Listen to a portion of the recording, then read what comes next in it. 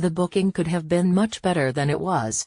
We must admit that when we first watched Hell in a Cell, live on the WWE Network, we were quite entertained.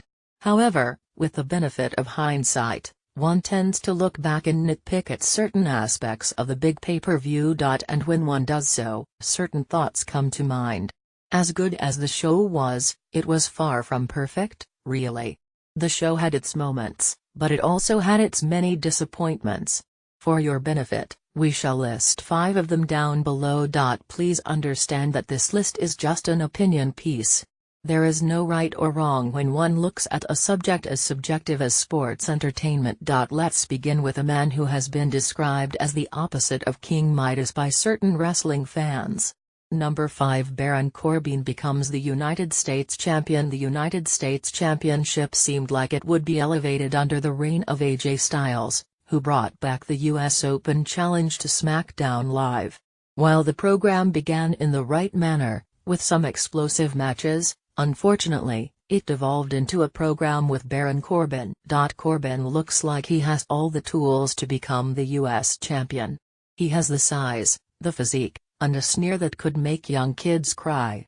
However, his inexperience is reflected in his matches, and unlike another big man named Braun Strowman, Corbin has not improved by leaps and bounds. Now that Corbin is the United States champion, we really wonder if he will elevate anyone who works with him.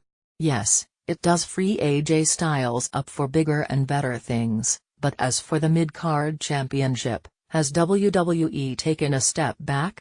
He has not been able to have good matches with AJ Styles, Nakamura and even Sami Zayn, who are 3 of the best in-ring workers in the world.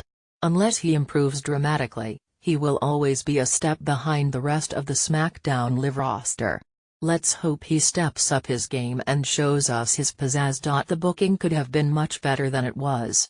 Number 4, hot potatoing of the tag title belts. Think of your favorite meal, and imagine having it in a significant quantity every single day of your life.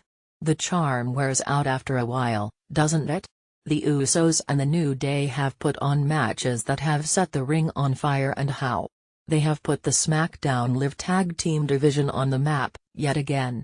This is after the titles were left out from WrestleMania 33, and were not defended on the show. Some believe that these teams are interchanging titles in this manner, so that they break the record for most tag team championship reigns someday. However, the 2 teams have been feuding for a good 4 months now, and it may be time for both to move on to new feuds. Teams such as Breezango and the Hype Brothers could really freshen up the picture in the said division. The booking could have been much better than it was. Number 3, Rusev loses yet another match. This could have been the ideal stage for Rusev to pick up a big win and get his career back on track, once again. Unfortunately, it was not to be, as Randy Orton left Rusev lying in the middle of the ring. Randy Orton is a guaranteed WWE Hall of Famer, and did not need this win as much as Rusev did, to regain his momentum. We wonder where Orton even goes from here, considering we don't see him entering the title picture once more. Maybe the US title picture with Baron Corbin next? As for Rusev, he is slowly slipping down the mid-card, to the lowest divisions. For all the potential that we all believed he once had, the man is only a shadow of the man he once was. While this could have been attributed to poor booking, the next decision was just lazy. The booking could have been much better than it was.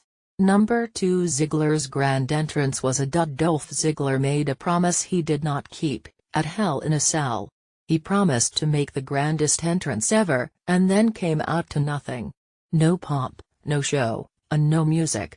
We repeat, he came out to absolutely nothing. The only thing remotely interesting about Ziggler's current gimmick is the fact that he gets to parody other superstars, calling them out on their bluff. Without any kind of heat going into the match, there was no heat from the audience for his match against Glorious Bobby Roode. The CM Punk chants during the match reminded us that the IWC wants to see Ziggler come out as CM Punk. Even if that were not the same, some kind of creativity would have been welcomed. The booking could have been much better than it was. Number 1, killing all of the artists' momentum much like Bayley, Tyler Breeze, and The Ascension proved. Being a top guy in NXT does not necessarily translate into being the top guy on the main roster.